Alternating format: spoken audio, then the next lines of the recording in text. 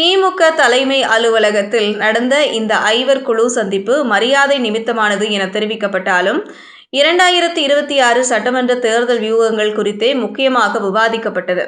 கடந்த சில ஆண்டுகளில் தங்கள் கட்சி வலுப்பெற்று செல்வாக்கு உயர்ந்துள்ளதால் திமுக கூட்டணியில் கூடுதல் இடங்கள் வழங்க வேண்டுமென காங்கிரஸ் தலைவர்கள் ஸ்டாலினிடம் வலியுறுத்தினர்.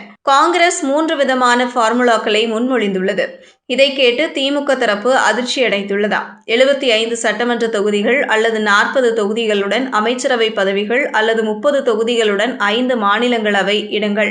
இக்கோரிக்கை தமிழக அரசியலில் நிலை பெறவும் திமுக கூட்டணியின் மூலம் தனது இருப்பை பலப்படுத்தவும் காங்கிரசின் திட்டத்தை வெளிப்படுத்துகிறது.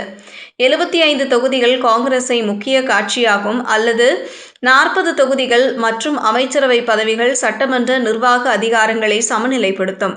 திமுக பெரிய எண்ணிக்கையை மறுக்கும் பட்சத்தில் 30 தொகுதிகளுடன் 5 மாநிலங்களவை இடங்கள் மாற்று திட்டமாகும்.